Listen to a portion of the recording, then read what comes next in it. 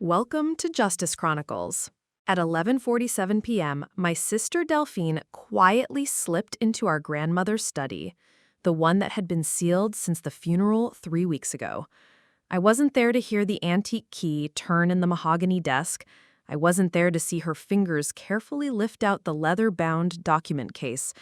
But I would discover what she'd done when I arrived at the lawyer's office the next morning, expecting to hear Grandmother Cordelia's final wishes. By 9:15 a.m., my entire inheritance was gone. Before we jump back in, tell us where you're tuning in from, and if this story touches you, make sure you're subscribed, because tomorrow I've saved something extra special for you. Not lost to taxes or legal fees, but stolen by someone who shared my blood. The sprawling estate in Willowbrook Heights, the antique collection worth hundreds of thousands, the trust fund that was supposed to secure my future, all of it vanished with a forged signature and a perfectly practiced lie. You see, Grandmother Cordelia had always been particular about her final arrangements. For months before her passing, she'd spoken about updating her will, about making sure everything went to the granddaughter who truly understood family values. Everyone assumed she meant both of us equally, but Delphine knew better. She'd been there during those late-night conversations when Grandmother would shake her head and whisper about responsible choices and disappointing behavior. The truth was, Delphine had been bleeding money for years, failed business ventures, expensive taste, and a gambling habit she thought no one knew about. While I'd been working 2 jobs to put myself through nursing school, she'd been borrowing against her future inheritance, confident that Grandmother's wealth would eventually bail her out. But Grandmother Cordelia wasn't a fool.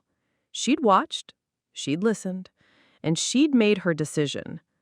The problem was, Delphine couldn't accept that decision. So, on that quiet Tuesday night while I was pulling a double shift at Riverside General Hospital, my sister made a choice that would change both our lives forever. She used the spare key she'd convinced Grandmother to give her for emergencies and entered the sealed study. She knew exactly where the will was kept, in the same locked drawer where Grandmother had stored important documents for 30 years. What I didn't know until much later was that Delphine had been planning this for weeks.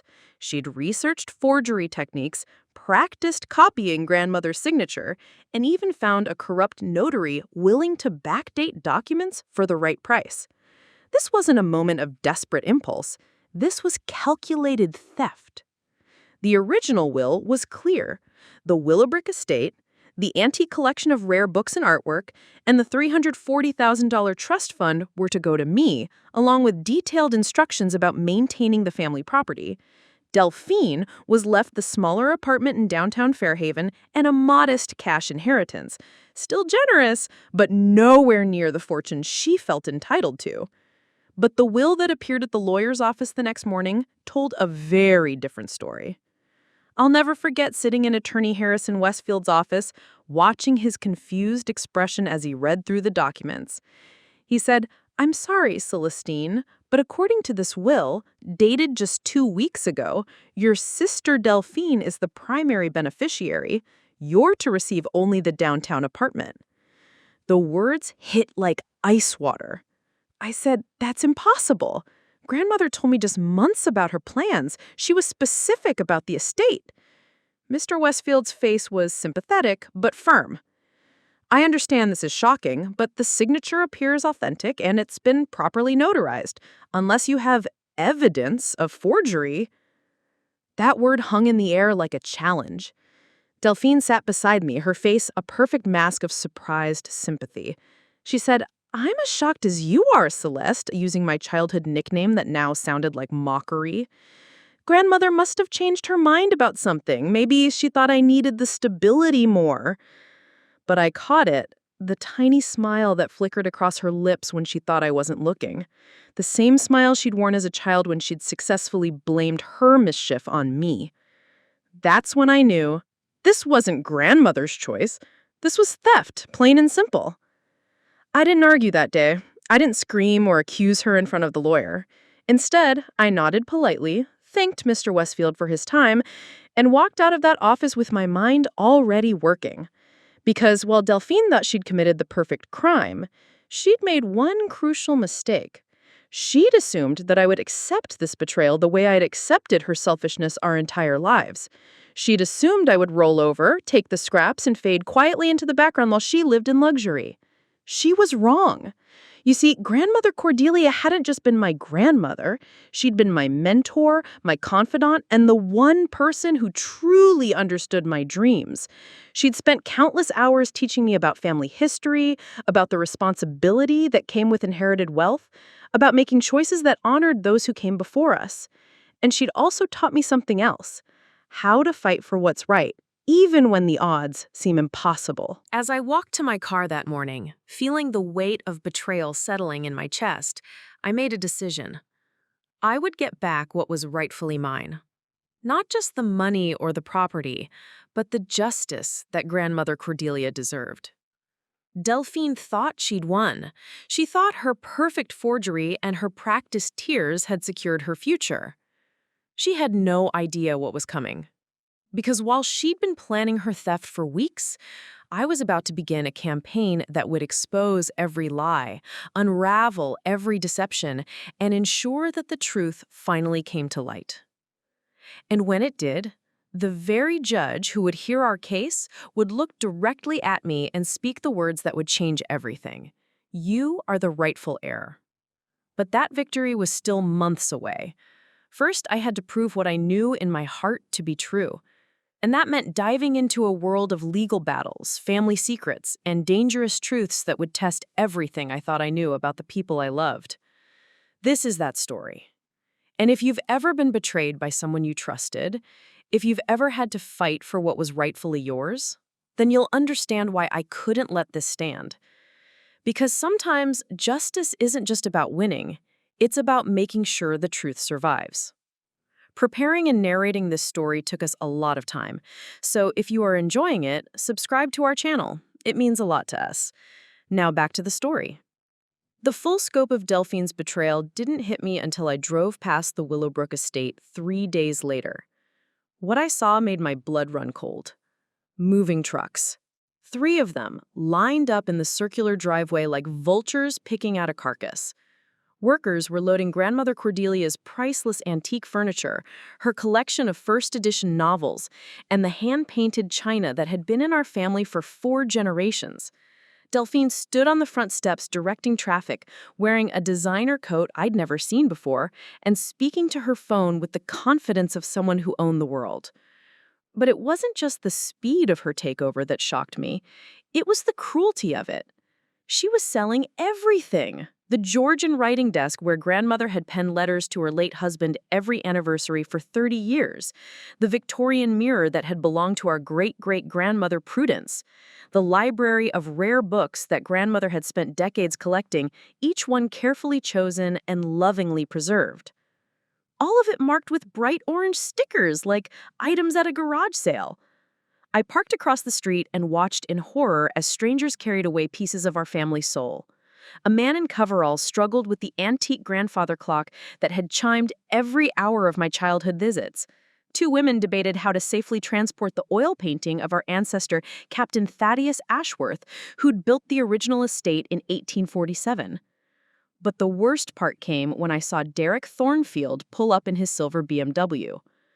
Derek, the antique dealer who'd been circling Grandmother like a shark for years, always making inappropriate offers for her most precious pieces. The same man Grandmother had banned from the property after he'd tried to convince her to sell the family heirlooms during a moment of grief following Grandfather's death. Delphine embraced him like an old friend. I watched them shake hands over the sale of Grandmother's jewelry collection, the sapphire necklace she'd worn to every important family event, the pearl bracelet that had been her wedding gift, and the diamond brooch that had belonged to 5 generations of Ashworth women. All of it marked with bright orange sold stickers. Delphine handed him a check with a satisfied smile while she laughed at something he said. Laughed while selling our grandmother's most treasured possessions to a man she despised. That's when I understood this wasn't just about money. This was about erasing everything Grandmother Cordelia had valued, everything she had worked to preserve. Delphine wasn't just stealing my inheritance, she was dismantling our family's legacy and selling it to the highest bidder. I pulled out my phone and started recording. Every transaction, every handshake, every piece of furniture disappearing into those trucks. I documented Derek's presence, the speed of the liquidation, and most importantly, Delphine's obvious familiarity with dealers she should have needed time to research and contact. But then I noticed something else that made my stomach drop. Marcus Blackwood's construction company van parked near the garden. Marcus, the developer who'd been pestering Grandmother for years about buying the estate for a luxury condo project. She'd refused him so many times that she'd instructed Mr. Westfield to include a specific clause in her will forbidding any sale to developers for at least 10 years. Yet there he was, measuring the property lines with Delphine nodding enthusiastically beside him. She wasn't just selling Grandmother's belongings, she was planning to sell the estate itself, directly violating what should have been Grandmother's protected wishes. I called Mr. Westfield immediately. "Celestine, I understand your concern," he said carefully, "but according to the will I have on file, Delphine has full authority over the estate. If she chooses to sell, that's within her legal rights as the primary beneficiary. But the anti-development clause—" "There's no such clause in this will," he interrupted gently. "I'm sorry, but the document is quite clear. Perhaps you're thinking of an earlier draft?" My hands shook as I ended the call. Delphine hadn't just forged a new will, she'd created one that specifically removed every protection Grandmother had put in place. Every safeguard, every careful provision designed to preserve our family's history systematically eliminated. That evening, I drove to the downtown apartment that was now supposedly my only inheritance. The building was modest but well-maintained, and the unit was tastefully furnished. Under normal circumstances, I would have been grateful for such a generous gift. But as I walked through the rooms, I found Delphine's real message. On the kitchen counter sat a bottle of champagne with a note in her handwriting. "Thanks for understanding, little sister. Grandmother always said I had better business sense. D." Business sense. As if stealing and forgery were entrepreneurial skills. But the cruelest touch was what I found in the bedroom. Propped against the pillows was a framed photo, one of Grandmother Cordelia and me from last Christmas, taken in front of the fireplace at Willowbrook. Grandmother's arm was around my shoulders and we were both smiling at something Delphine had said while taking the picture. On the frame, Delphine had attached a sticky note. "At least you'll have the memories." That night, I sat in that apartment, surrounded by the remnants of what should have been my life, and I made a decision. Delphine thought she'd been clever. She thought her perfect forgery and her carefully timed execution had guaranteed her victory. She thought she could erase our grandmother's true wishes and sell our family's legacy to the highest bidder while I quietly accepted the scraps she'd thrown my way. But she'd made one crucial miscalculation. She'd assumed I'd grieve alone and give up quickly. She'd assumed I didn't have the resources or the determination to fight back. Most importantly, she'd assumed that Grandmother Cordelia had been as trusting and naive as Delphine had always pretended to be. But Grandmother hadn't been naive at all. She'd been careful, methodical, and deeply suspicious of anyone who tried to take advantage of family bonds for personal gain. And she'd left more than just a will. As I sat there staring at our Christmas photo, I remembered something Grandmother had told me during one of our last conversations. Something I thought was just the rambling of an elderly woman worried about death. "Celestine," she'd said, gripping my hand with surprising strength, "always remember that the most important things aren't kept in obvious places. Sometimes the real treasures are hidden where only family can find them." At the time, I'd assumed she was speaking metaphorically about love and memories. Now I realized she might have been giving me the key to exposing Delphine's lies. Because while Delphine was planning her theft, Grandmother Cordelia had been planning something entirely different. something that would ensure the truth would eventually surface, no matter how clever the deception. And tomorrow, I would begin the search that would uncover evidence so damning, so irrefutable, that even Delphine's perfect forgery wouldn't be able to stand against it. She thought she'd won the war by winning the first battle. She was about to learn the difference between strategy and tactics, and why Grandmother Cordelia had always been 3 steps ahead of everyone who underestimated her. The real fight was just beginning. The next morning, I walked into the offices of Westfield and Associates with a folder full of evidence and a heart full of hope. I'd spent the entire night organizing everything I'd observed: the photos of Derek Thornfield's presence, the timestamps of the moving trucks, the construction company's measurements, and screenshots of property listings that appeared online within hours of the supposed will reading. Attorney Harrison Westfield greeted me with the kind of polite smile reserved for clients who couldn't pay premium fees. His office smelled of old leather and expensive cologne, with diplomas and awards covering every wall surface. I'd always found his presence reassuring during Grandmother's legal matters, but today something felt different, colder. "Celestine, please sit," he said, gesturing to the chair across from his massive oak desk. "I understand you have some concerns about your grandmother's final arrangements." I opened my folder carefully, laying out the printed photographs like playing cards. "Mr. Westfield, I have evidence that something isn't right with the will. Look at these dates." I pointed to the timestamp on my phone showing Derek Thornfield at the estate. "This dealer was banned from the property. Grandmother made you witness that restraining order yourself 3 years ago." Mr. Westfield barely glanced at the photos. "Celestine, I appreciate your diligence, but property owners can change their minds about such matters. Perhaps your grandmother reconciled with Mr. Thornfield before her death." "She didn't." My voice was firm. "I was with her every week until she passed. She never mentioned changing her mind about anything. And look at this." I showed him the real estate listing. "The estate is already being marketed to developers. You told me yourself that there should be a clause preventing that." His expression didn't change. "The will I have on file contains no such restriction. I'm beginning to think you may have misunderstood your grandmother's intentions." The word "misunderstood" hung in the air like an accusation. "Mr. Westfield, with respect, I didn't misunderstand anything. Grandmother spoke to me explicitly about her wishes. She wanted the estate preserved, the antiques to stay in the family, and yet here we are," he interrupted, his tone growing sharper. "Celestine, I know this is difficult to accept, but elderly people often say things to family members that don't align with their actual legal decisions. Your grandmother may have told you what she thought you wanted to hear." I felt my cheeks burn. "Are you suggesting my grandmother lied to me?" "I'm suggesting that grief can make us remember conversations differently than they actually occurred."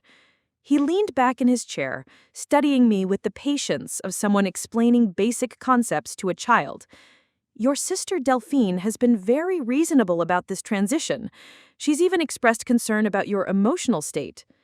My stomach dropped. "You've been talking to Delphine about me?" "She's the primary beneficiary, Celestine. Of course we've been in communication." He shuffled the papers on his desk with deliberate casualness. "She mentioned that you've been under significant stress lately, working double shifts, financial pressures from school loans. She's worried that disappointment about the inheritance might be affecting your judgment." The room felt like it was tilting. Delphine had been here first, poisoning the well, setting up a narrative that painted me as an unstable, desperate woman who couldn't accept reality. "Mr. Westfield, with respect, I didn't misunderstand anything. I'm not delusional, nor financially desperate. I'm telling you that something is wrong with this will." He opened a file drawer and pulled out a thick document. "This is your grandmother's will, properly executed, witnessed, and notarized. The signature has been verified by 3 different handwriting experts.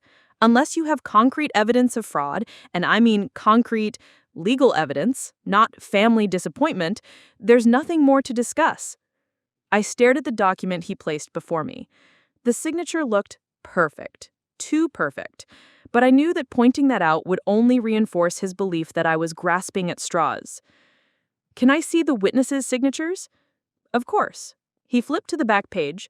"Notarized by Patricia Kellerman, witnessed by James Morrison and Linda Chen." My blood ran cold. Linda Chen? The Linda Chen who worked as grandmother's housekeeper until she was fired last year for stealing jewelry? Mr. Westfield's expression flickered for just a moment, surprise or maybe annoyance that I'd caught that detail. "Miss Chen was rehired by your grandmother shortly before her death. People deserve second chances, Celestine." "That's impossible." I pulled out my phone, scrolling to find the text messages. "Look, here's a message from grandmother just 6 weeks ago. She says, 'I still can't believe Linda tried to take mother's ring. Some betrayals are unforgivable.'" He glanced at the phone screen dismissively. "Text messages can be misinterpreted. Perhaps your grandmother was referring to something else entirely." Every piece of evidence I presented was met with the same polite dismissal. The photos were explained away as coincidence. The timeline inconsistencies were attributed to my emotional state. The witness problems were dismissed as irrelevant details. Finally, Mr. Westfield closed the file with a decisive snap. "Celestine, I'm going to be direct with you because I respected your grandmother deeply. You're embarrassing yourself and dishonoring her memory with these conspiracy theories. Delphine has been nothing but gracious about your difficulties accepting this situation. She's even expressed concern about your emotional state." The patronizing tone in his voice made my hands shake. "This isn't about money, Mr. Westfield. This is about the truth. The truth is in black and white in that document." He stood up, signaling the end of our meeting. "I strongly advise you to accept your grandmother's final wishes and move forward with your life. Continuing down this path will only bring you more pain and potentially expose you to legal consequences for harassment." Legal consequences. For seeking justice. I gathered my photos and evidence, my face burning with humiliation. Every instinct I had was screaming that something was wrong, but the one person who should have been investigating was treating me like a delusional woman who couldn't accept reality. As I reached the door, Mr. Westfield's voice stopped me. "Celestine, your sister mentioned that you might benefit from speaking with someone, a counselor perhaps. Grief counseling can be very helpful in processing these feelings of injustice." I turned back to face him, seeing him clearly for the first time. This wasn't incompetence or legal caution. This was deliberate dismissal. Whether through bribes, threats, or simple greed, Harrison Westfield had already chosen his side. "Thank you for your time," I said quietly. "Of course. And Celestine, don't let pride prevent you from accepting your sister's help. Families should support each other during difficult times." I walked out of that office feeling like I'd been slapped. In the elevator, I caught my reflection in the polished steel doors. A young woman holding a folder of evidence that everyone was determined to ignore. But as I stood there, something Grandmother Cordelia had once told me echoed in my mind. When people refuse to see the truth, darling, it's usually because they're being paid not to look. I'd assumed that Mr. Westfield's dismissal meant I was wrong, but what if it meant I was right, and that scared someone enough to ensure the truth stayed buried? For the first time since walking into his office, I smiled, because if they were working this hard to shut me down, it meant there was something worth finding. And unlike my sister, I'd learned patience from the best teacher possible. Grandmother Cordelia hadn't just taught me about family history and responsibility. She'd taught me that the most important battles aren't won in the first confrontation. They're won by the person who refuses to stop fighting, even when everyone else insists the fight is over. I walked out of that building with my evidence folder still in hand and a new understanding. I wasn't just fighting Delphine anymore. I was fighting a system that had been corrupted to protect her theft. But systems could be exposed, lies could be unraveled, and the truth, no matter how deeply buried, always found a way to surface. I just had to be smart enough to find it and strong enough to prove it. The real investigation was about to begin. I sat in my car outside Westfield and Associates for 20 minutes, not moving, not crying, just thinking. The humiliation of being dismissed like a hysterical woman should have broken me down. 6 months ago, it would have. I would have driven home, called in sick to work, and spent the day questioning my own sanity. But something had shifted during that patronizing conversation. Every dismissive word from Mr. Westfield, every suggestion that I was delusional or grief-stricken had crystallized into something harder and more focused than anger. Clarity. I pulled out my phone and did something I should have done weeks ago. I Googled Harrison Westfield. Not his law firm's polished website with its stock photos and client testimonials, but his actual legal history. Court records, client lists, financial dealings. What I found made everything click into place. 3 months ago, Westfield and Associates had taken out a substantial business loan to renovate their offices. The same month, they'd been hired by Blackwood Development for a major land acquisition project. The same Blackwood Development whose owner, Marcus, I'd seen measuring grandmother's property with Delphine. But that wasn't the smoking gun. The smoking gun was buried in the county clerk's public records filed just 2 weeks after grandmother's funeral. A preliminary development proposal for the Willowbrook Heights area submitted by Blackwood Development with legal representation by Westfield and Associates. They'd been planning to develop grandmother's land before the will had even been read. I screenshotted everything, my hands steady now, my mind sharp. This wasn't just about a forged will anymore. This was about a coordinated scheme involving multiple parties, each with their own financial motivations for ensuring Delphine inherited everything. But here's what they all underestimated. Grandmother Cordelia hadn't just been a wealthy old woman with valuable property. She'd been a retired federal auditor who'd spent 30 years investigating financial fraud for the government. A woman who taught me that the best way to catch a thief wasn't to chase them. It was to follow the money trail they always left behind. I drove straight to the Riverside General Hospital archives, where I worked part-time organizing medical records. But more importantly, it was where I had access to high-speed internet, professional databases, and the kind of quiet research environment I needed for what came next. Over the next 4 hours, I built a timeline that would have made my grandmother proud. Harrison Westfield's firm had been struggling financially for over a year, taking smaller cases and dealing with several malpractice threats. Then suddenly, they'd secured the Blackwood Development contract and taken out a loan large enough to completely renovate their offices. Derek Thornfield, the antique dealer, had been facing bankruptcy until he'd somehow acquired enough capital to make cash offers on estate sales. His business license showed a mysterious investor partner who joined the company just 6 weeks before grandmother's death. The notary who'd supposedly witnessed the will, Patricia Kellerman, had been sanctioned twice in the past year for backdating documents. Professional investigators might have missed that detail, but I had something they didn't, time and motivation to dig deeper than anyone expected. But the piece that made everything crystal clear was Linda Chen's employment history.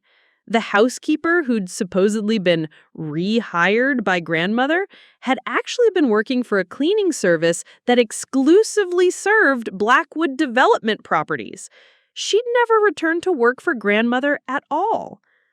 Every witness, every professional, every person involved in validating the fake will had direct financial connections to the development deal. I sat back in my chair, staring at the web of corruption I'd uncovered. They'd been planning this for months, maybe even a year, waiting for grandmother to die, positioning themselves to steal not just my inheritance, but an entire family legacy. But they'd made one crucial error. They'd assumed that I would react like a typical grief-stricken family member, emotional, desperate, easy to dismiss. They'd planned for tears and accusations, not methodical investigation. They'd prepared for someone who would give up when the first authority figure told them they were wrong. They hadn't planned for someone who'd inherited more than just money from Cordelia Ashworth.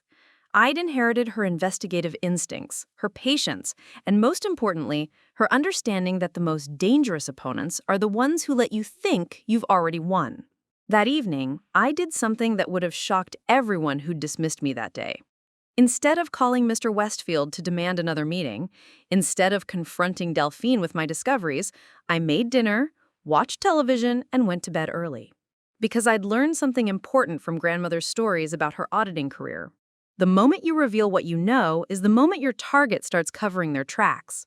But there was something else I'd remembered during my research, something that had been nagging at me since I'd found Grandmother's Christmas photo in the apartment. She'd always been particular about documentation, about keeping records of everything important. During her last few months, she'd been spending a lot of time in her study, claiming she was organizing important papers. I'd assumed she meant her will and financial documents. But what if she'd been organizing something else entirely?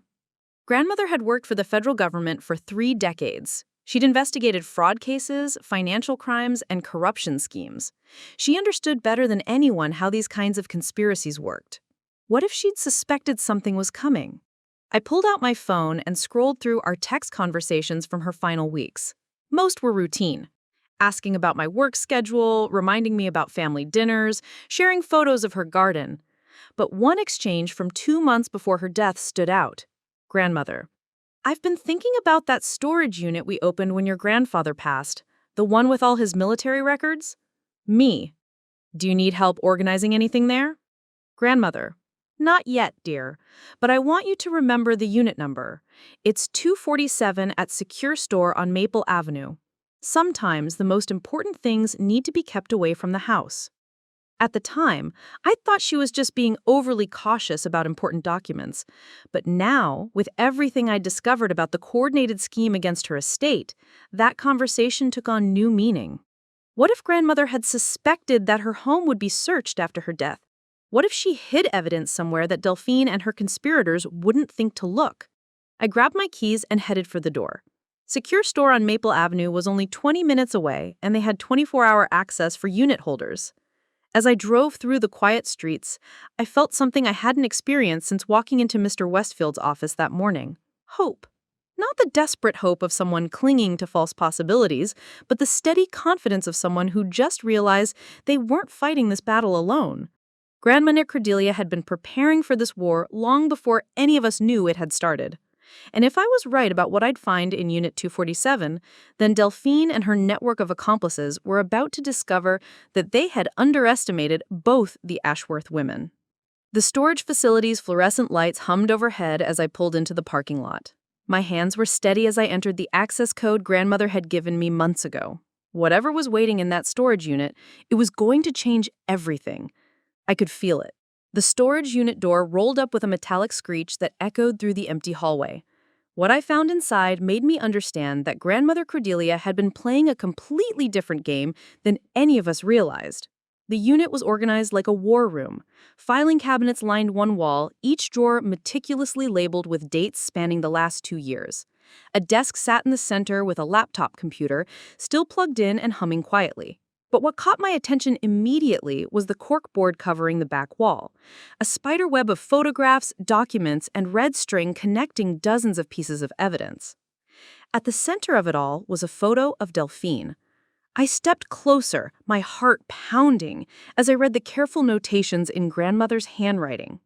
Bank records showing suspicious large deposits into Delphine's accounts, photos of her meeting with Derek Thornfield at various restaurants over the past 8 months, screenshots of text messages between Delphine and someone listed as MB, clearly Marcus Blackwood. But the most shocking discovery was a manila folder labeled Legal Documentation, Original Will. Inside was a copy of Grandmother's real will, along with a letter addressed to me. My dearest Celestine, if you're reading this, then my suspicions about your sister's intentions have proven correct. I've been watching, documenting, and preparing for this moment for over a year. I sank into the desk chair, my hands trembling as I continued reading. 3 years ago, when Delphine first approached me about borrowing against her inheritance, I realized she viewed our family's legacy as nothing more than a personal bank account. Her gambling debts, her failed business ventures, her complete lack of respect for the sacrifices previous generations made to build our wealth. It all became clear to me that she would never be a responsible steward of what we've preserved. But I also knew that simply cutting her out of the will would only motivate her to take more drastic action. So I began to watch and wait. What I discovered was far worse than mere financial irresponsibility. Your sister has been planning to steal your inheritance since the day she learned she wasn't the primary beneficiary. The evidence in this storage unit represents 18 months of careful investigation. Every meeting, every conspiracy, every person who agreed to help her commit this fraud, it's all documented here. But more importantly, I've ensured that justice will prevail, even from beyond the grave. I had to stop reading for a moment. The scope of what Grandmother had been dealing with alone, the burden of knowing her own granddaughter was planning to rob her blind, the careful strategy she'd implemented to protect not just me, but the truth itself. It was overwhelming. But as I continued reading, I understood why she'd chosen to fight this battle in secret. Celestine, I need you to understand something crucial about the difference between revenge and justice. Revenge is what Delphine is seeking, taking what she wants without regard for consequences or rightness.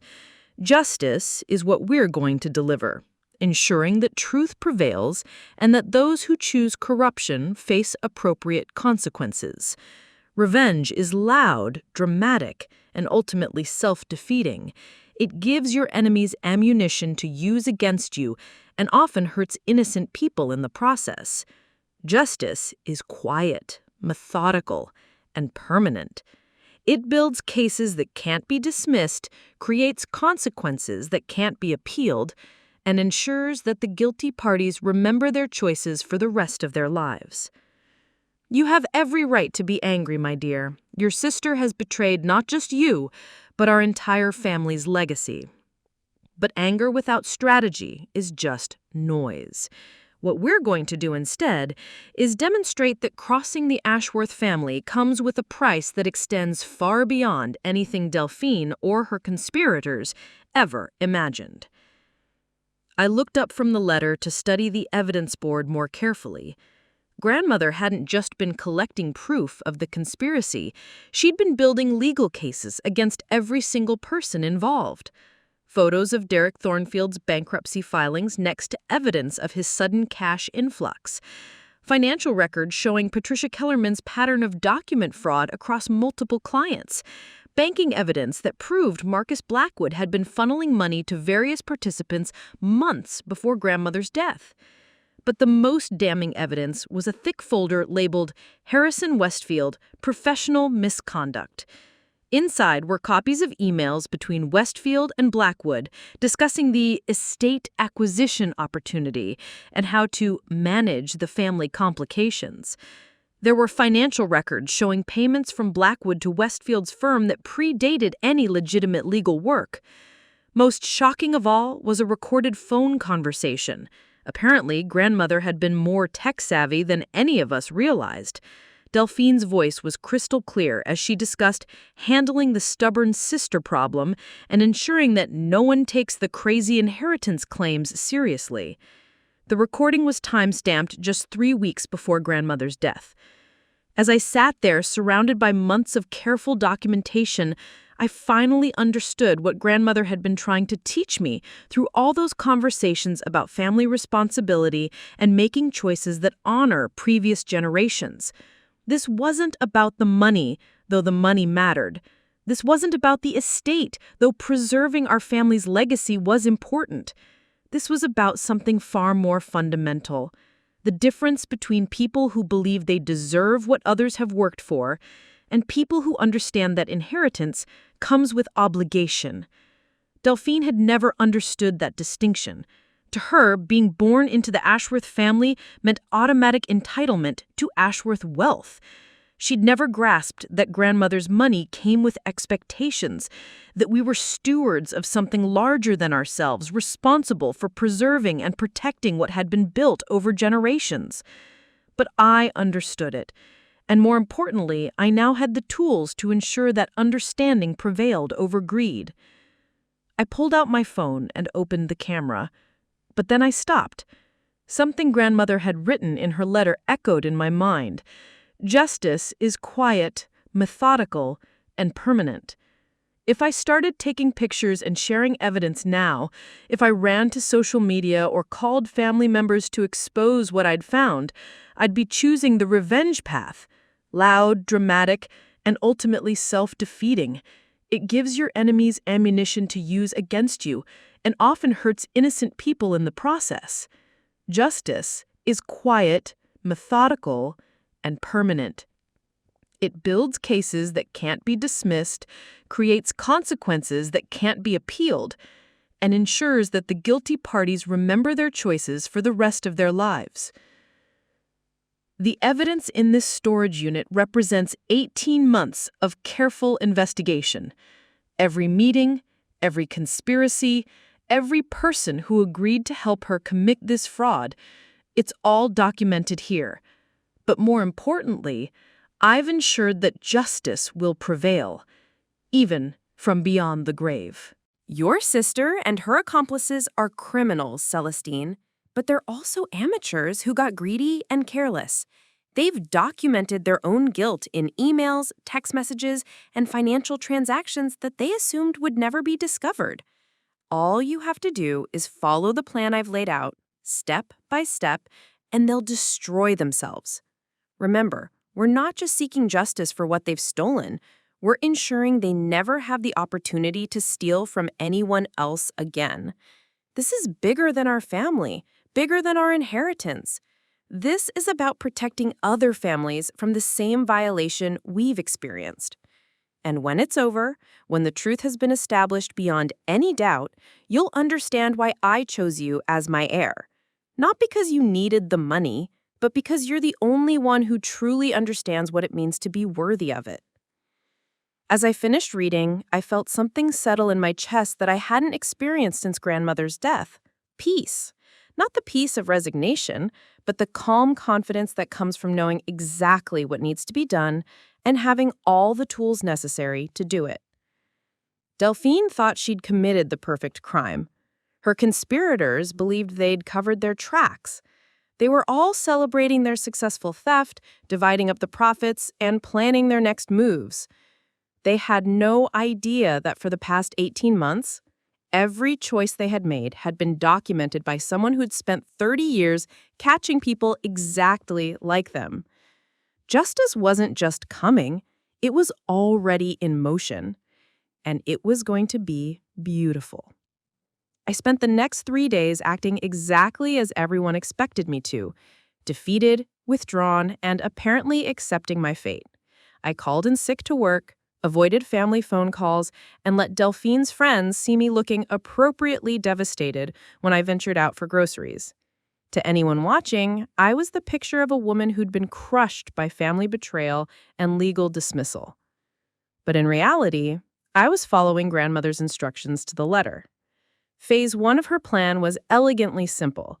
Let the conspirators get comfortable with their success while I gathered additional evidence they were creating in real time. Because here's what grandmother had understood about criminals. Once they think they've gotten away with something, they get sloppy. And boy, were they getting sloppy. Delphine had been posting constantly on social media about her sudden good fortune and how she was finally able to pursue her dreams. Photos of expensive dinners, shopping trips, and meetings with interior designers for the estate renovation. She was documenting her spending spree with the enthusiasm of someone who'd never had to worry about money before. But more importantly, she was meeting regularly with her co-conspirators, and thanks to grandmother's thorough research, I knew exactly where and when they were meeting. Every Tuesday at 2 p.m., Delphine met Derek Thornfield at Café Nouveau on Elmhurst Street to discuss the sale of various antiques. What they didn't know was that Café Nouveau had installed new security cameras just last month, cameras that captured both video and audio from every table. Every Thursday evening, Marcus Blackwood joined Delphine for dinner at the Wellington Club to discuss development plans. The Wellington Club, as it turned out, required all business discussions to be logged with management and kept private investigator contacts on retainer for insurance purposes.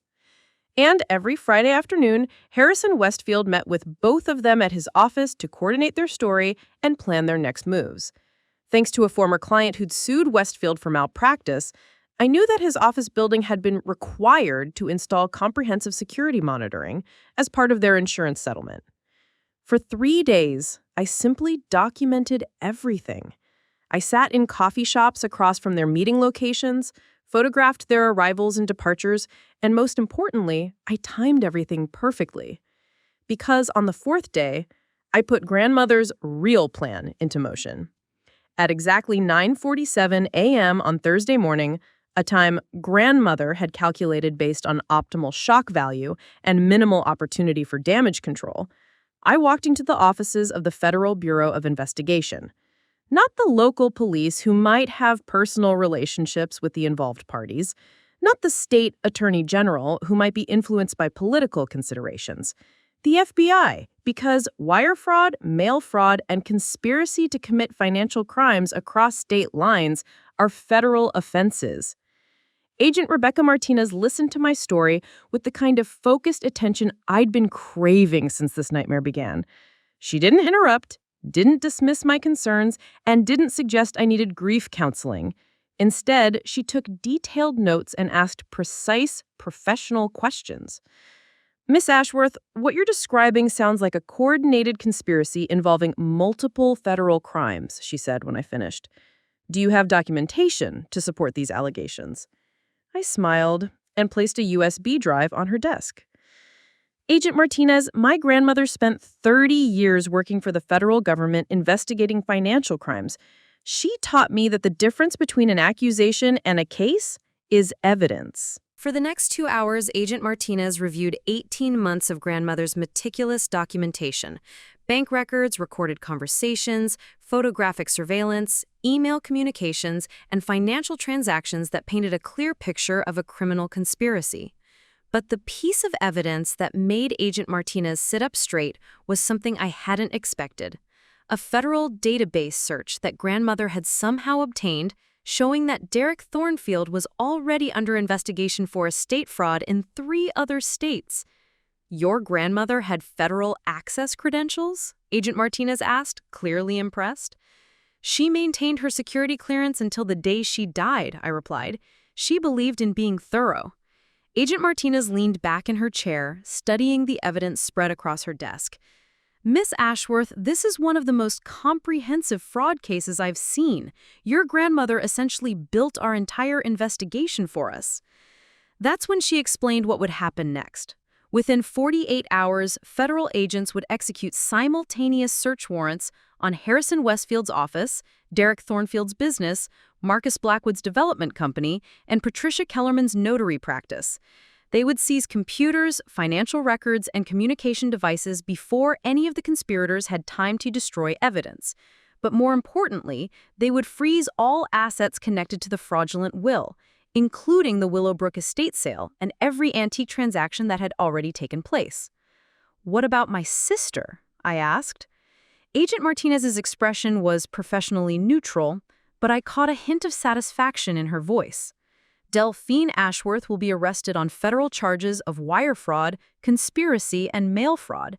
Based on the evidence you've provided, she's looking at potential prison time of 15 to 20 years. I sat in stunned silence for a moment. After weeks of being dismissed and patronized, having a federal agent validate everything I'd suspected was overwhelming. But Agent Martinez wasn't finished. There's something else, Ms. Ashworth. The evidence suggests this group has been operating similar schemes in other jurisdictions. Your grandmother's investigation may have uncovered a much larger criminal enterprise. This could impact dozens of families. That's when I understood the full scope of what Grandmother had been protecting. This wasn't just about our family's inheritance, it was about a network of criminals who specialized in targeting elderly people with valuable estates. When will the arrests happen? I asked. Tomorrow morning, we'll coordinate simultaneous operations to prevent communication between the conspirators. Agent Martinez paused, studying my face. Ms. Ashworth, I have to ask, do any of these people know that you've discovered the truth? I thought about the past 3 days, about how carefully I had maintained the appearance of defeat while secretly building the case that would destroy them all. Agent Martinez, they think I'm a broken woman who's accepted her fate and moved on with her life. She smiled for the first time since our meeting began. Perfect. That means they won't see this coming until it's too late to run. As I left the FBI building, I felt something I hadn't experienced since Grandmother's death. Genuine hope mixed with anticipation. Not the desperate hope of someone clinging to false possibilities, but the confident expectation of someone who knows that justice is not only coming, but that it's arriving with federal badges and search warrants. I drove to the small apartment that was supposedly my only inheritance and sat down to wait. In less than 24 hours, Delphine and her network of criminals would learn what it meant to steal from someone who'd spent decades teaching others how to catch thieves. But the most beautiful part of Grandmother's plan wasn't just that justice would be served, it was that every single conspirator would be completely blindsided by their own downfall. They'd been so confident in their perfect crime that they'd never bothered to cover their tracks. They documented their conspiracy in emails, celebrated their success on social media, and continued meeting regularly as if they were planning a legitimate business venture instead of a federal crime. Tomorrow morning, when federal agents knocked on their doors with search warrants and handcuffs, they would finally understand that they'd been playing a game where the rules had been written by someone far smarter than any of them. And the best part? They still had no idea what was about to hit them. I poured myself a glass of wine and sat down to watch the sunset, knowing that this would be the last peaceful evening any of them would have for a very long time. The first strike was about to land, and it was going to be devastating. At exactly 6:23 a.m., my phone started buzzing with notifications. Text messages, missed calls, social media alerts, the digital chaos of a plan perfectly executed. But I didn't answer a single one. Instead, I made coffee, sat on my small apartment balcony, and watched the sunrise while Delphine's world collapsed in real time. The first call came from Derek Thornfield at 6:31 a.m., then Patricia Kellerman at 6:45 a.m. By 7 a.m., Delphine was calling every 30 seconds, her voicemails becoming increasingly frantic. Celestine, something terrible is happening. The FBI raided Derek's shop. They took everything.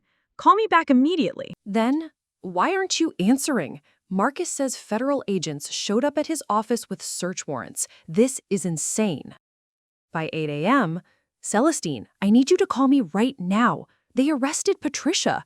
I think someone is trying to frame us. We need to stick together as family. I sipped my coffee and smiled. The beauty of Grandmother's timing was becoming crystal clear. The raids had been perfectly coordinated to create maximum confusion and prevent any organized response. Each conspirator was dealing with their own crisis, unable to communicate effectively with the others. At 8:47 a.m., my phone rang with a call from Harrison Westfield's office.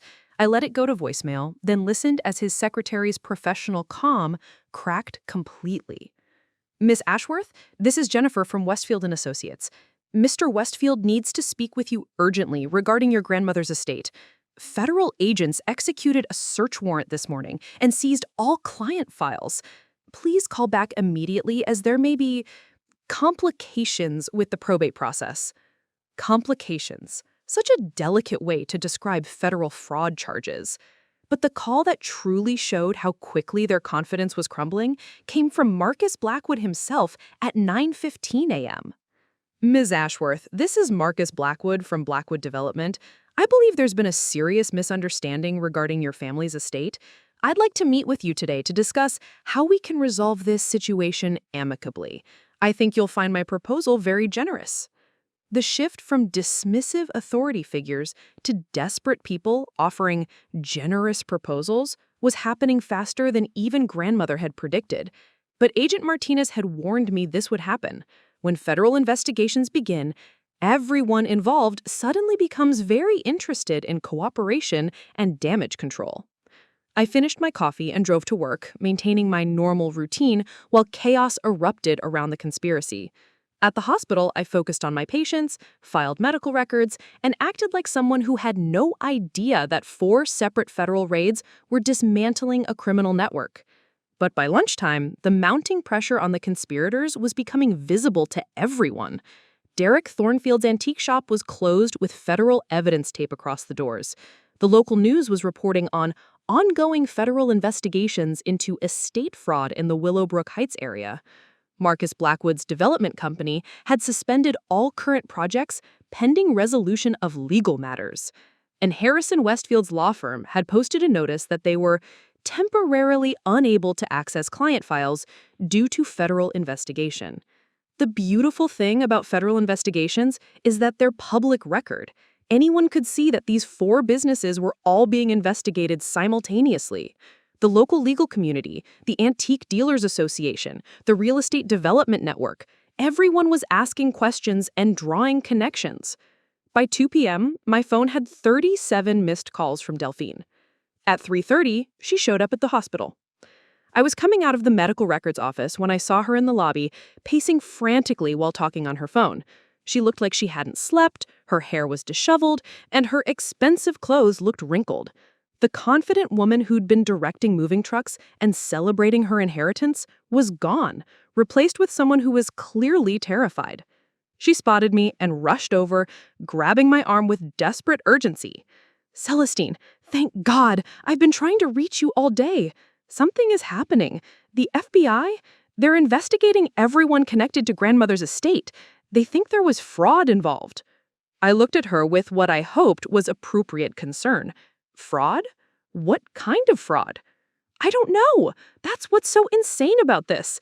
Derek, Patricia, Marcus, even Mr. Westfield, they're all being investigated. They seized Derek's computers, froze Marcus's business accounts, and Patricia might be facing criminal charges. She was gripping my arm so tightly it hurt, her eyes wide with panic. "Celestine, what if someone is trying to frame us?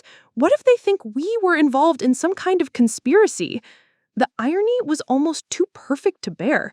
She was describing exactly what had happened, but in reverse, positioning herself as a potential victim instead of the architect of the fraud. "Delphine, calm down," I said gently. "Why would anyone think we were involved? We're just family members who inherited according to Grandmother's will." "Exactly," she said with relief flooding her voice. "That's exactly what I told the FBI agent who called me this morning. We're innocent family members. But Celestine, they want to interview me tomorrow. They're asking questions about my relationship with Derek and Marcus." I felt a surge of satisfaction.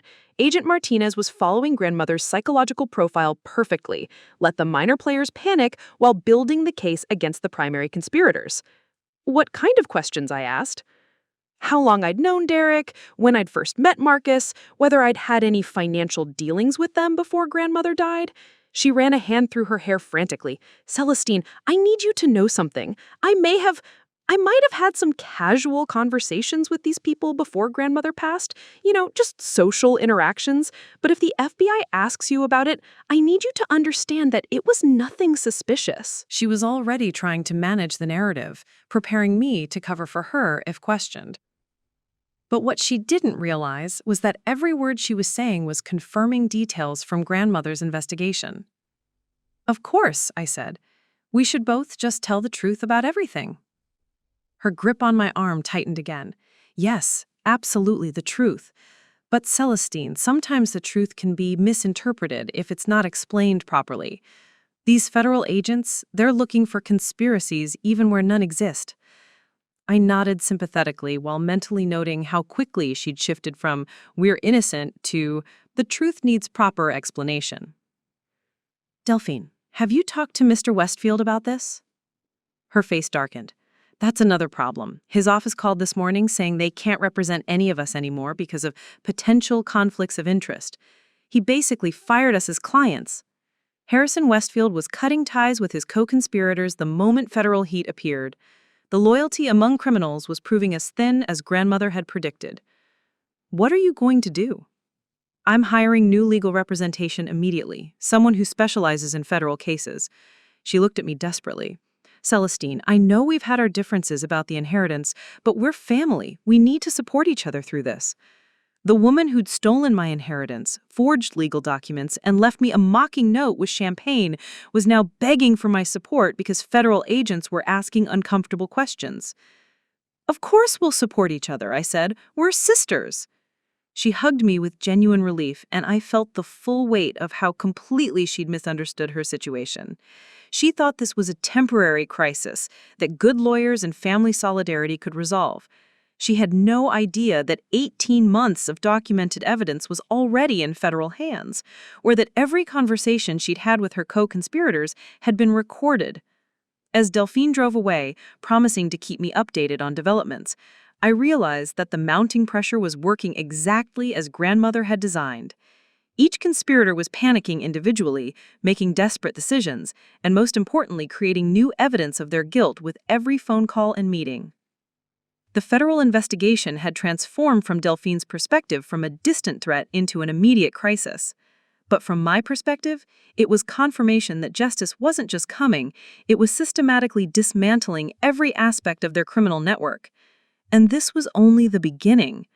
According to Grandmother's timeline, the real pressure hadn't even started yet. Tomorrow, when Agent Martinez began formal interviews, the conspirators would learn the difference between being questioned and being interrogated. And that's when their careful lies would finally start falling apart. 3 days after the federal raids, I received a phone call that would transform this from a private family matter into very public justice. The caller was investigative journalist Sarah Chen from Channel 7 News. Miss Ashworth, I'm working on a story about the federal investigation into estate fraud in your area. I understand your family's inheritance may have been involved. Would you be willing to speak on camera about your experience? I paused, considering Grandmother's instructions about timing and public perception. According to her notes, media attention was crucial for ensuring that other victims came forward and that the full scope of the criminal network would be exposed. I'd be happy to tell my story, I said, but I want to make sure people understand this isn't just about my family. This appears to be part of something much larger. The interview was scheduled for that afternoon at my apartment, but before Sarah arrived, I made a decision that would ensure maximum impact. I invited my extended family to watch. I sent a group text to 15 relatives, including my parents, aunts, uncles, and cousins. I'm being interviewed by Channel 7 News about Grandmother's estate fraud case. The broadcast is tonight at 6 p.m. I thought you should know the truth about what really happened. Within an hour, my phone was exploding with responses. Family members who had avoided me since the will reading were suddenly very interested in having conversations. My father called first. Celestine, what's this about fraud? Delphine said there were some legal complications, but nothing about fraud. Dad, maybe you should watch the interview tonight. Everything will be explained. My Aunt Rebecca, who had always favored Delphine, left a voicemail. Honey, I'm confused about this news story. Are you saying there was something wrong with Cordelia's will? We all saw the documents. But the most telling response came from my cousin James. Celestine, I've been wondering about some things. Delphine invited me to look at the estate last week, and she was selling everything so fast. It seemed odd, like she was rushing to get rid of evidence. When Sarah Chen arrived with her camera crew, I was ready. I'd organized Grandmother's public evidence, the documents that proved the conspiracy, without revealing the full scope of what I knew. The strategy was to let the facts speak for themselves, while positioning myself as a concerned family member seeking justice, not revenge. Miss Ashworth, Sarah began once the cameras were rolling, can you tell us what happened with your grandmother's inheritance? I looked directly into the camera, speaking calmly and clearly. My grandmother, Cordelia Ashworth, was a retired federal auditor who spent 30 years investigating financial crimes. She was meticulous about legal documentation and family responsibility.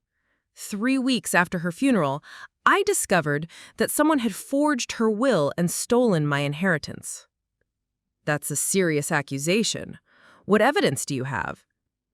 I pulled out a folder containing copies of documents the FBI had cleared for public release. The will that appeared at the lawyer's office was supposedly witnessed by Linda Chen, a housekeeper who had been fired a year earlier for theft. The notary, Patricia Kellerman, has been sanctioned twice for backdating documents. The lawyer, Harrison Westfield, had financial ties to the development company that immediately began planning to destroy our family estate. Sarah leaned forward. Are you saying this was a coordinated conspiracy?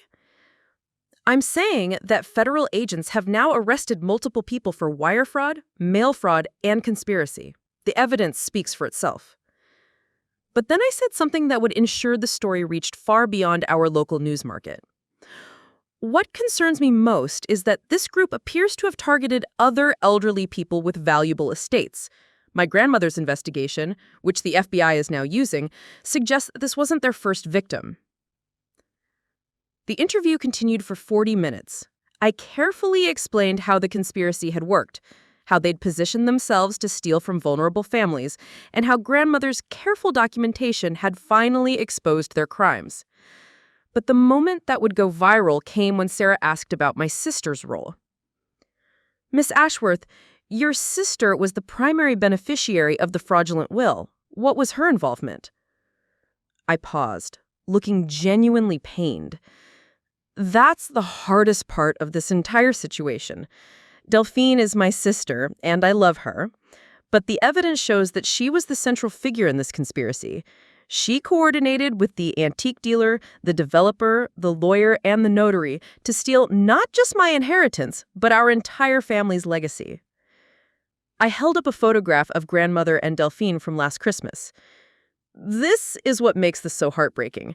She's holding our grandmother's hand in this photo, smiling at her, while secretly planning to rob her grave.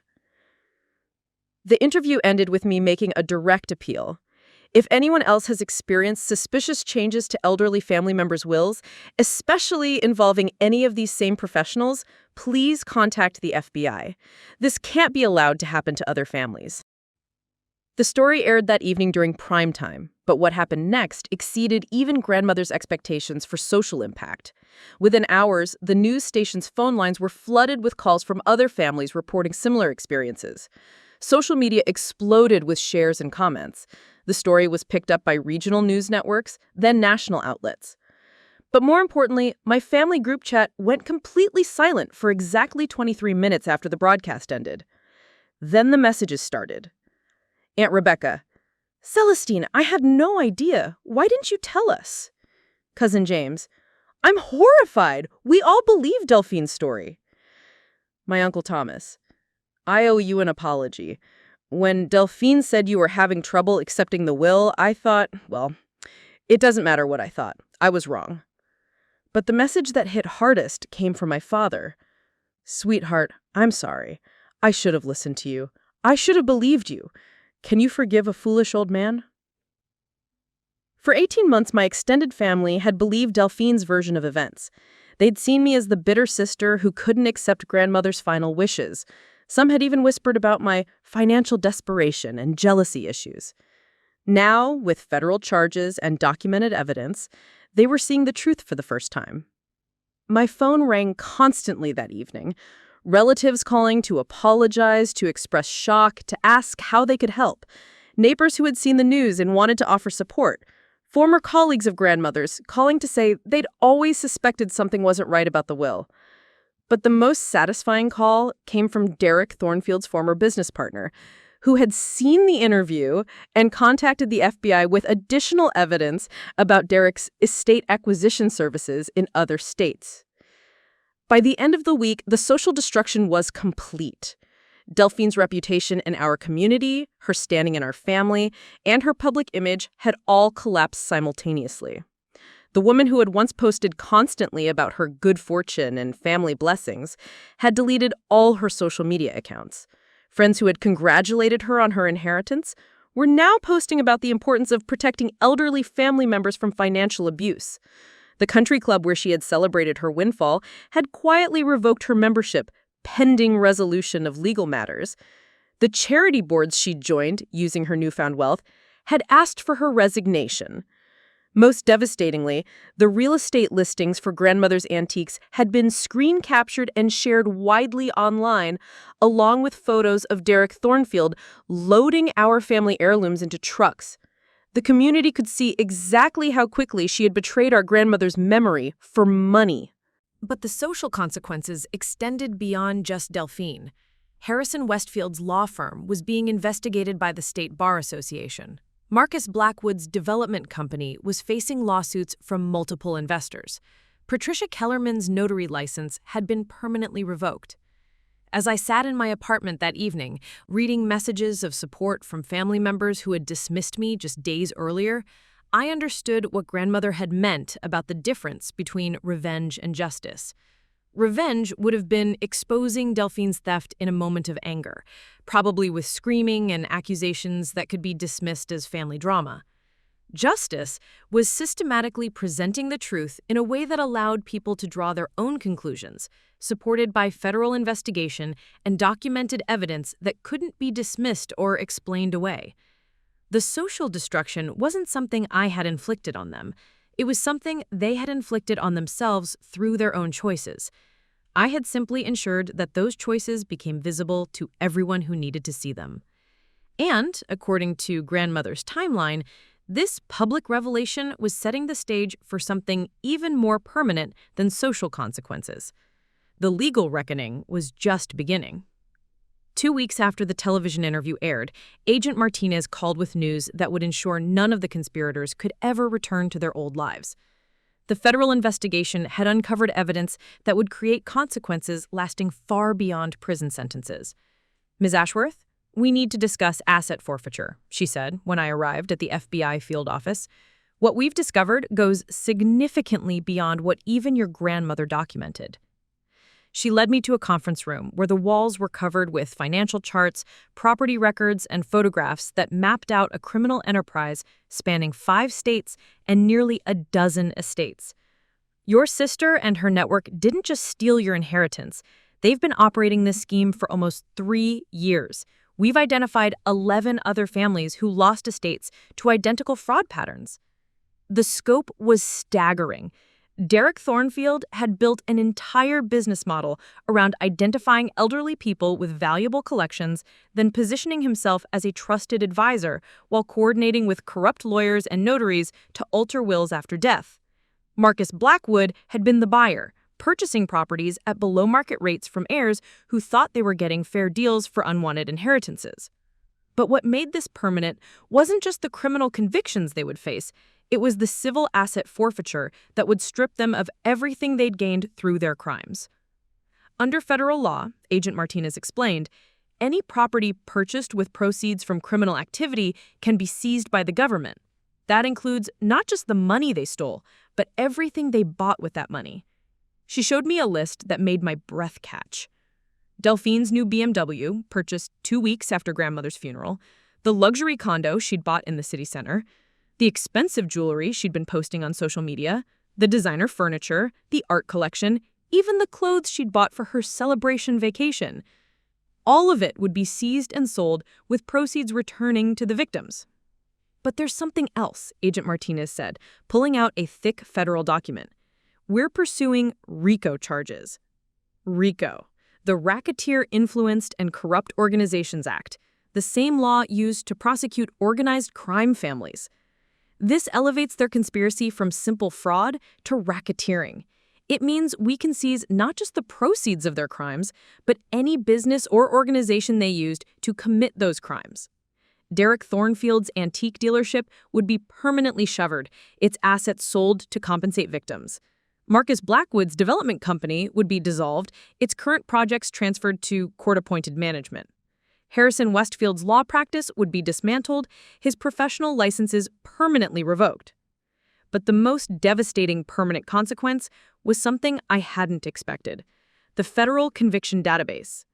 Ms. Ashworth, when someone is convicted of federal fraud crimes, that information becomes part of their permanent record in multiple government databases. It affects their ability to get loans, professional licenses, employment in certain fields, and even housing in many rental properties.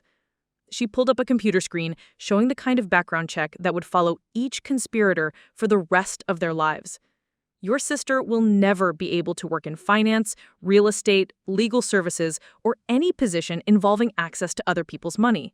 Most landlords won't rent to her. Most banks won't approve her for loans. This conviction will follow her everywhere she goes for the rest of her life. The same applies to all of them. Patricia Kellerman would lose her notary license permanently and face restrictions on any job involving document verification. Harrison Westfield would be disbarred and prohibited from any legal work. Marcus Blackwood would be banned from real estate development and construction contracting. But there's one more element that makes this truly permanent: the victims' rights database. She explained that as part of their conviction, each conspirator would be required to register in a federal system that tracked their location and employment. If any of them attempted to work with elderly clients, handle estate planning, or engage in any business involving inheritances or property transfers, automatic alerts would notify law enforcement and potential victims. It's similar to a sex offender registry, but for financial predators, she said. They'll never be able to target vulnerable families again. As I absorbed the scope of what was happening, Agent Martinez handed me another document that took my breath away. Based on the evidence your grandmother collected, we've been able to trace and recover assets worth over $2.3 million from the 11 families they defrauded. Your family's portion, including the estate and all stolen items, comes to approximately $890,000. But that wasn't even the most significant recovery. Hidden in Marcus Blackwood's business accounts, investigators had found what appeared to be a slush fund containing money from families who had never realized they'd been defrauded. Estates where the victims had accepted altered wills without question. There's another $1.7 million in what we're calling the Unknown Victims Fund, Agent Martinez said. Money stolen from families who never fought back because they trusted the legal process. The permanent damage extended beyond just financial consequences. Agent Martinez showed me psychological evaluations that would be part of their sentencing recommendations. All 4 conspirators were being assessed for antisocial personality disorders, narcissistic tendencies, and pathological disregard for others' rights. These evaluations will be part of their permanent psychological profiles, she explained. If they're ever released from prison and attempt to work in any position of trust, these assessments will be available to potential employers and licensing boards. But perhaps the most permanently damaging consequence was something they had done to themselves: the complete destruction of their ability to maintain personal relationships based on trust. Miss Ashworth, we've interviewed over 60 people connected to these 4 individuals: family members, friends, business associates, romantic partners. The pattern is consistent. Once people learned about the conspiracy, they cut all contact. These aren't just legal consequences, they're complete social exile. Delphine's friends had learned that she had stolen from her own dying grandmother. Her romantic relationships had ended when partners realized they'd been dating someone capable of that level of betrayal. Even distant relatives were refusing family gatherings if she was present. The psychological reports indicate that all 4 conspirators are struggling with what therapists call reputational death. They're alive, but their social identities, who they were in their communities, have been permanently destroyed. As I left the FBI office that day, I understood that grandmother's plan had achieved something far more comprehensive than simple justice. She had ensured that these criminals would face consequences that extended into every aspect of their lives, permanently. They wouldn't just go to prison for a few years and then resume their lives. Their careers were over, their social connections were severed, their financial futures were destroyed, their ability to harm other families was eliminated forever. But most importantly, they would spend the rest of their lives knowing that their permanent circumstances were the direct result of their choice to steal from a woman who had spent her career catching people exactly like them. That evening, I sat in the apartment that had once felt like a consolation prize and realized it had been something else entirely. A safe harbor grandmother had prepared for me while she built the most comprehensive case for justice I'd ever seen. The permanent damage wasn't something I had inflicted on them. It was something they had inflicted on themselves the moment they decided that Cordelia Ashworth's family legacy was theirs to steal. And now they would live with that choice permanently, every single day, for the rest of their lives. Justice wasn't just served, justice was permanent. But according to grandmother's notes, there was still one final element to complete: the public vindication that would ensure no one could ever question whether they had deserved their fate. The courtroom testimony was about to begin. The federal courthouse in downtown Fairhaven had never seen a fraud case of this magnitude. When I arrived for the sentencing hearing, the parking lot was filled with news vans, and a crowd of people I didn't recognize had gathered on the courthouse steps. It took me a moment to realize who they were: families from other states who had traveled here to watch the criminals who had stolen their inheritances finally face justice. Agent Martinez met me at the security checkpoint. "Miss Ashworth, there's something you should know before we go in. The judge has received over 200 victim impact statements from families across 5 states. This isn't just about your case anymore. It's become a landmark prosecution for elder fraud." She led me through corridors buzzing with activity. Federal prosecutors wheeled in boxes of evidence, court reporters tested their equipment, and bailiffs prepared for what everyone expected to be an overflow crowd. The defendant's attorneys requested a closed hearing, Agent Martinez continued, but Judge Catherine Brennan denied it. She ruled that the public has a right to see how these crimes were prosecuted, especially given the pattern of targeting vulnerable elderly victims. As we approached the courtroom, I saw them: Delphine, Derek Tornfield, Marcus Blackwood, and Patricia Kellerman, all sitting with their lawyers at separate defendant tables. The confident conspirators who had once coordinated their theft with smug efficiency were now avoiding eye contact with each other and everyone else in the room. Delphine looked like a completely different person. Gone were the designer clothes and perfect styling. She wore a simple gray suit that appeared to be borrowed.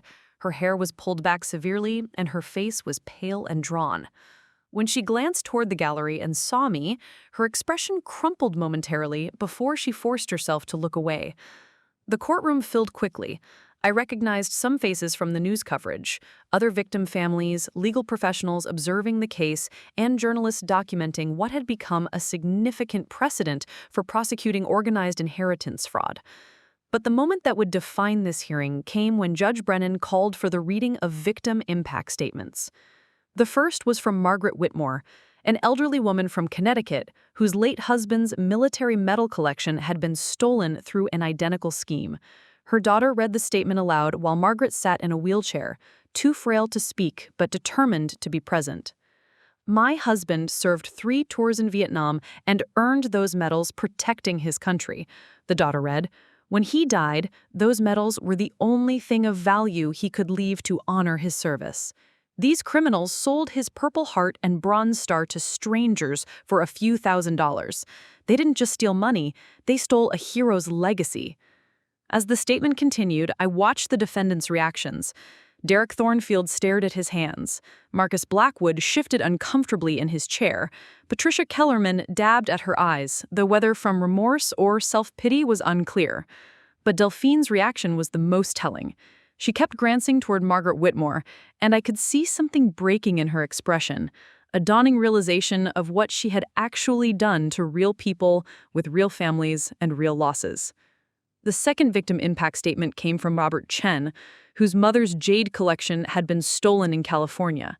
"My mother survived the Cultural Revolution in China and brought those pieces to America with nothing else," he said, his voice steady but filled with controlled anger. Those jade pieces represented her entire family history, destroyed by war. These thieves sold her heritage to strangers like it was garage sale junk. Statement after statement painted the same picture. Criminals who had targeted the most vulnerable moments in families' lives, stealing not just money, but irreplaceable pieces of family history and identity. Then Judge Brennan called my name. I walked to the podium with a copy of the statement I'd prepared, but when I looked out at the packed courtroom, at the other victim families, at the defendants who had finally been caught, and at the media documenting this moment, I set my prepared remarks aside. "Your Honor, 18 months ago, my sister Delphine looked into my dying grandmother's eyes and promised to take care of our family's legacy. She held grandmother's hand, accepted her love and trust, and then spent months planning to steal everything grandmother had worked her entire life to preserve." I looked directly at Delphine, who was now openly crying. "But this case isn't really about money or property. It's about something much more fundamental, the choice between honoring the people who love us or exploiting them for personal gain. I gestured toward the other victim families. Every person in this courtroom trusted someone they thought they could rely on. Families trusted lawyers, elderly people trusted advisors, children trusted their own siblings. These defendants weaponized that trust to commit their crimes. My voice remained steady, but I could feel the emotion building. Your Honor, my grandmother spent 30 years investigating federal fraud cases. She taught me that the worst criminals aren't strangers who break into your house. They're the people you invite into your life, who then betray everything you believed about human decency.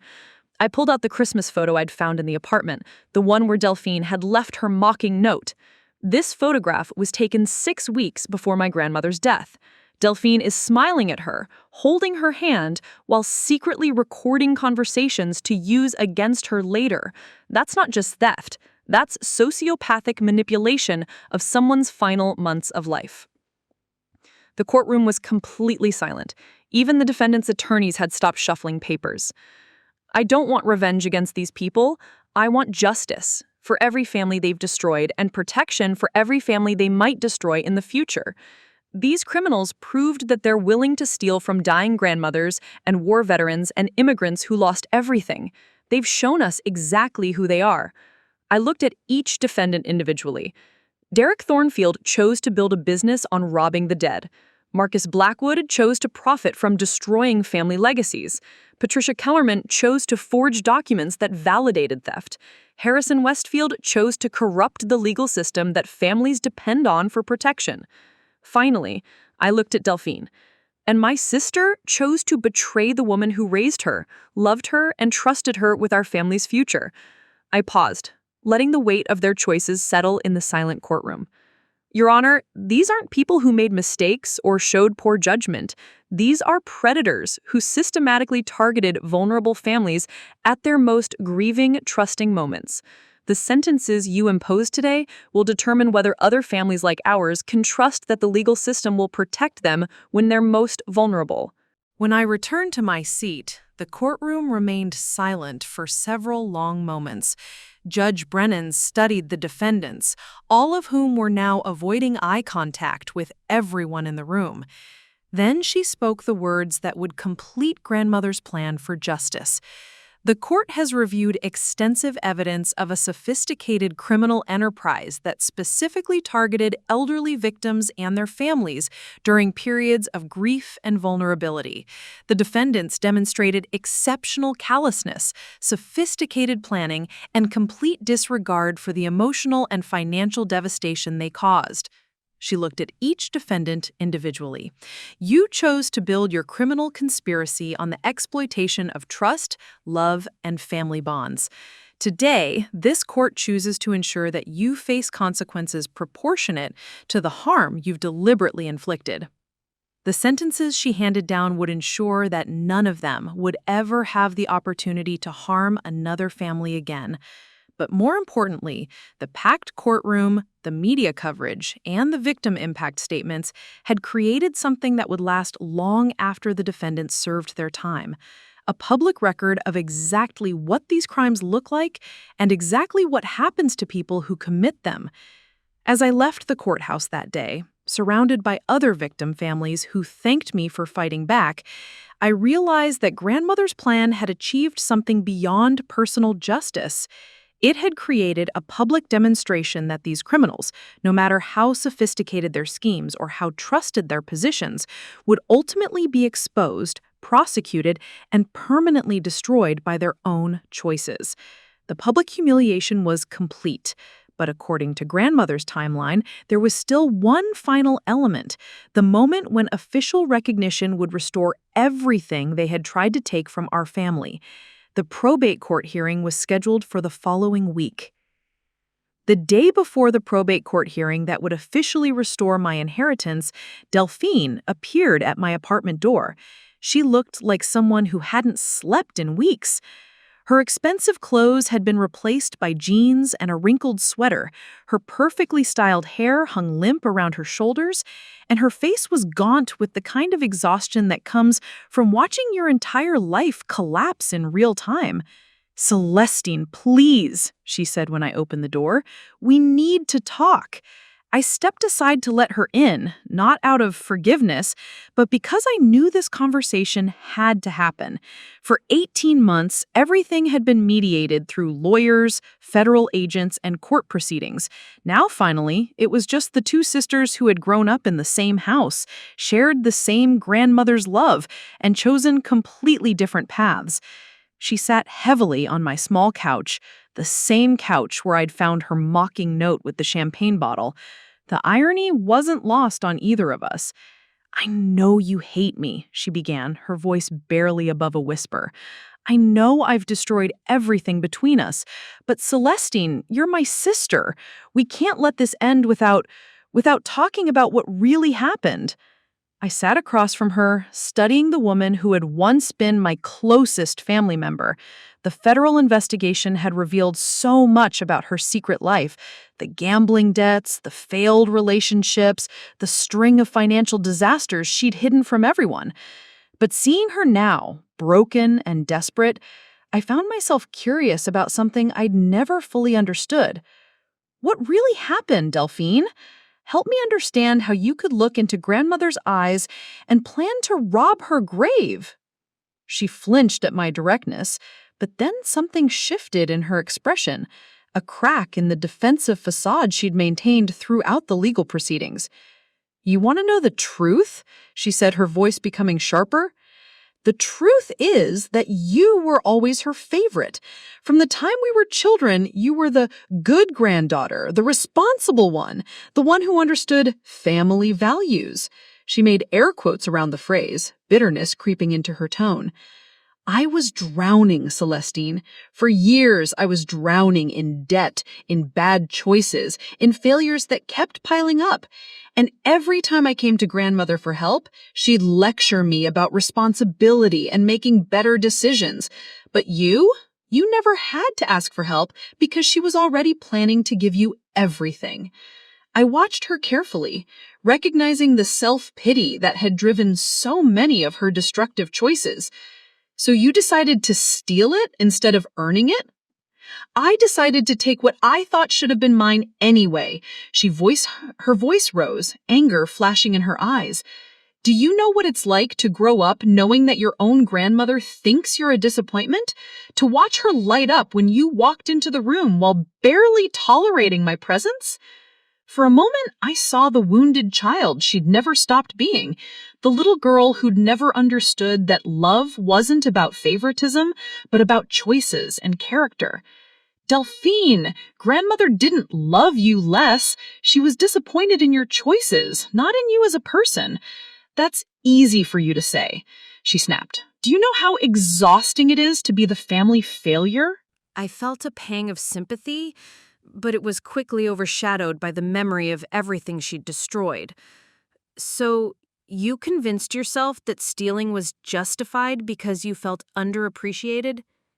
She was quiet for a long moment, staring at her hands. When she looked up, tears were streaming down her face. "It wasn't supposed to be stealing. It was supposed to be correcting an injustice. I told myself that grandmother was just being stubborn, that she'd change her mind if she really understood how much I needed the money. But she died before you could convince her, so you decided to change her mind posthumously?" "It started as a small change," she said desperately, "just adjusting the distribution to be more fair. But then Derek said we needed to make it look authentic, and Marcus said we needed to protect the estate from tax complications, and Harrison said we needed proper documentation. And before you knew it, you were the leader of a criminal conspiracy that stole from 11 different families?" She stared at me with genuine shock. 11 families? No, that's not what this was about. This was about our family, about fixing what I thought was unfair. I pulled out my phone and showed her photos from the federal investigation. The other victim families, the stolen heirlooms, the destroyed legacies. "Delphine, look at these people." Look at what your small correction helped these criminals do to other families." As she scrolled through the images, her face went white. "I didn't know about the others. Derek said this was a one-time thing to help me deal with our family situation." "You didn't want to know," I said firmly. "You didn't ask questions because you didn't want answers that might interfere with getting what you wanted." She set the phone down with shaking hands. "Celestine, I know I can't undo what I've done. I know I've lost your trust, our family's respect, everything that mattered.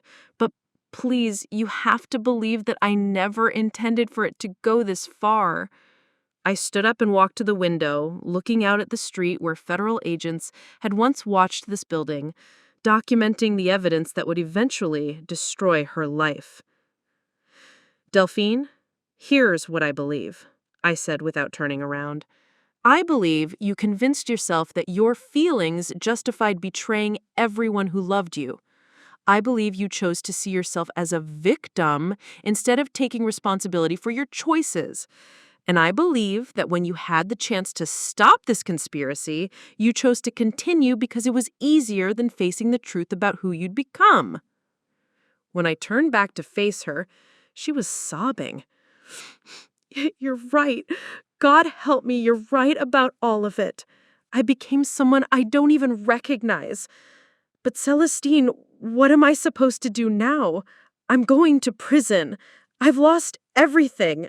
I have no one left." For the first time since this nightmare began, I felt genuine pity for my sister. Not the manipulative self-pity she'd cultivated her entire adult life, but real grief for the person she might have been if she'd made different choices. "You're going to serve your sentence," I said quietly. "You're going to live with the consequences of choosing to steal from your dying grandmother and helping criminals rob other families. And maybe, if you're capable of real change, you'll spend that time figuring out how to become someone worthy of a second chance." She looked up at me with desperate hope. "Does that mean we could ever... Is there any possibility that someday we could be sisters again?" I sat back down across from her, choosing my words carefully. "Delphine, trust is something you can't apologize back into existence. It's something you rebuild through consistent choices over time. Right now, I can't trust you with anything. Not my friendship, not my forgiveness, not even basic honesty. But someday," she whispered, "someday, if you become someone different than who you are today, maybe we can have some kind of relationship. But it will never be what we had before, because that was built on me believing you were a person you turned out not to be." She nodded, wiping her tears with the sleeve of her sweater. "I understand. I hate it, but I understand." We sat in silence for many minutes. Two sisters who had grown up sharing everything, now separated by choices that could not be undone. Finally, Delphine stood up. "Tomorrow, when the judge declares you the rightful heir, you'll get everything back that I stole from you. But Celestine, I need you to know that the thing I stole that I regret most isn't the money or the estate. What is it? Your ability to trust your own sister. Your belief that family means something sacred. Your confidence that the people who love you won't betray you." She paused at the door. "Those are the things I can never give you back, no matter how sorry I am." After she left, I sat alone in my apartment processing the conversation that had finally given me closure I didn't know I needed. Delphine was right about one thing. She had stolen more than money and property. She had stolen the innocence that allowed me to trust without question, to love without reservation, to believe that family bonds were unbreakable. But what she didn't understand was that losing that innocence hadn't made me weaker. It had made me wiser, more discerning, more capable of protecting myself and others from people who weaponize love and trust for personal gain. Tomorrow, Judge Harrison would officially restore everything Delphine had stolen from our family's estate. But tonight I realized that the most important restoration had already happened. I had reclaimed my power to choose who deserved my trust, my love, and my loyalty. And I had learned that sometimes the most important lesson a family can teach you is how to protect yourself from family members who choose to become strangers. The probate courthouse was a different world from the federal building where criminal justice had been served. Here, in the wood-paneled chambers where family legacies were officially recognized and transferred, the atmosphere was solemn and ceremonial. Judge Patricia Harrison, no relation to the disgraced Harrison Westfield, had scheduled this hearing to formally restore Grandmother Cordelia's true will and officially transfer the inheritance that should have been mine 18 months ago. I arrived early, carrying a leather portfolio that contained copies of all the evidence that had led to this moment. Agent Martinez had insisted I bring everything, not because it was needed for today's proceedings, but because she wanted the court record to be absolutely complete. This isn't just about your inheritance anymore, Miss Ashworth. This case is being studied by law enforcement agencies across the country. The way your grandmother documented everything, the way the investigation unfolded, the way justice was ultimately served, it's becoming a textbook example of how to protect families from inheritance fraud. As I sat in the front row of the gallery, I wasn't alone. My parents had driven down from Riverside, my father looking genuinely ashamed but determined to be present for this moment. Aunt Rebecca sat beside them along with my cousin James and several other family members who wanted to witness the official restoration of what they now understood had been stolen from us all. But the most meaningful presence was that of Eleanor Hartwell, an elderly woman from the second row who represented the Federal Victims' Rights Organization. She had come specifically to observe this hearing because my case had prompted new federal legislation protecting inheritance rights for elderly Americans. Your grandmother's investigation methods are being taught in federal training programs now, Mrs. Hartwell had told me before the hearing began. What she accomplished from beyond her grave is giving other families tools to protect themselves. At exactly 10 a.m., Judge Harrison entered the courtroom. She was a woman in her 60s with silver hair and the kind of commanding presence that suggested she'd spent decades resolving complex family disputes. But today's hearing wasn't about dispute resolution. It was about official vindication. This court convenes to address the matter of the estate of Cordelia Ashworth, Judge Harrison announced. Based on federal investigation findings and the confession testimony of multiple defendants in related criminal proceedings, we are here to restore the legitimate inheritance rights that were fraudulently altered. She looked directly at me, and her expression was both warm and serious. Ms. Celestine Ashworth, please approach the bench. As I walked forward, I felt the weight of everyone watching. My family, the victim's rights advocate, the court reporter documenting this moment for legal history, and the small group of journalists who had followed this case from the beginning.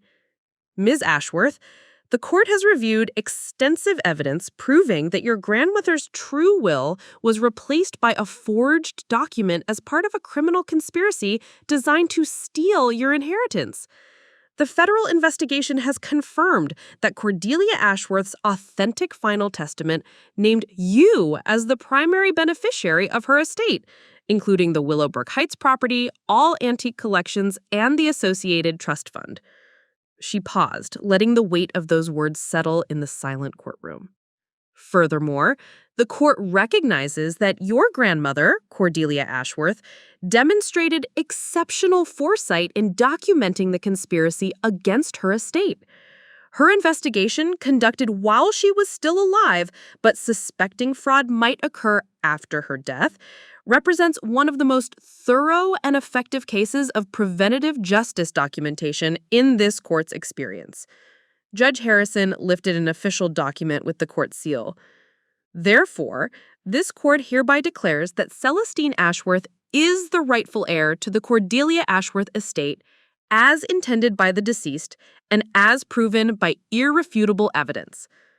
The words I had been waiting 18 months to hear finally filled the courtroom. You are the rightful heir. But Judge Harrison wasn't finished.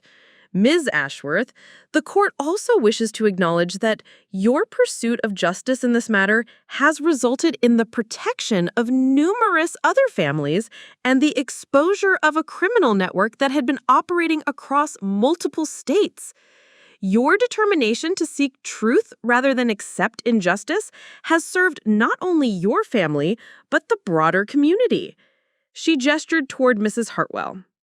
The Federal Victims' Rights Organization has informed this court that your case has directly led to the identification and prosecution of similar fraud networks in 7 other states, resulting in the recovery of over $12 million in stolen inheritances for other families.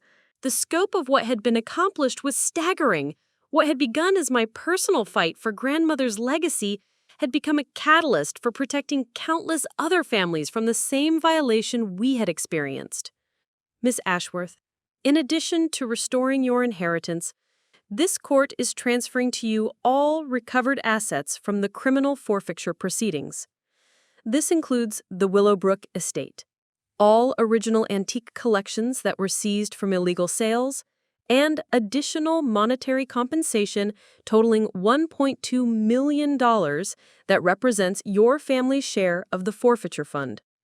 I had been prepared for the restoration of my original inheritance, but this was far beyond what I had ever imagined.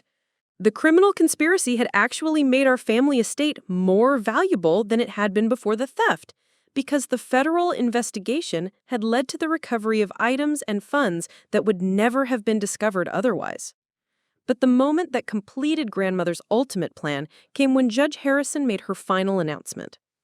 This court is also establishing the Cordelia Ashworth Foundation for Inheritance Protection, funded by a portion of the recovered criminal assets.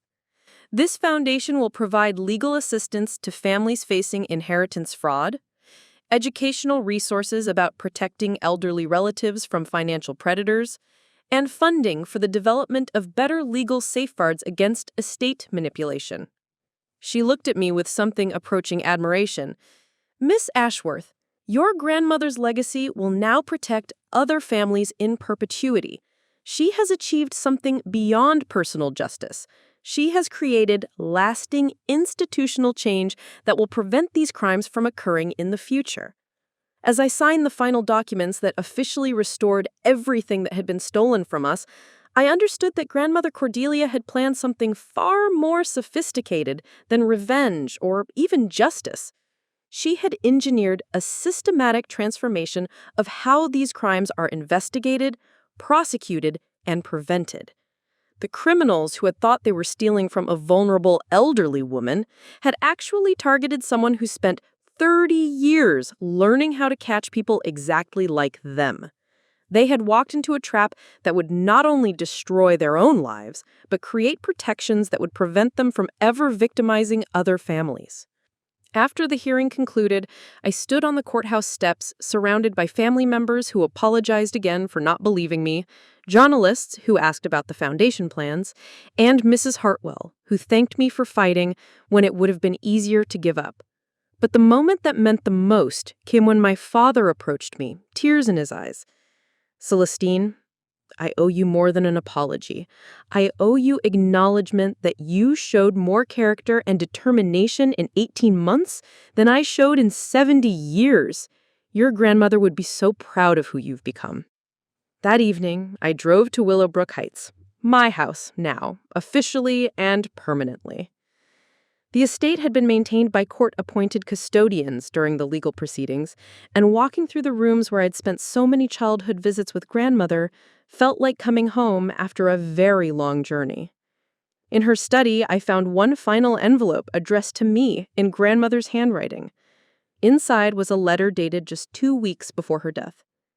My dearest Celestine, if you're reading this in the house that is now yours, it means that justice has been served and truth has prevailed. You have learned that the most important inheritance I could give you wasn't money or property, but the understanding that some things are worth fighting for, even when the fight seems impossible. You are not just my heir, darling. You are my legacy.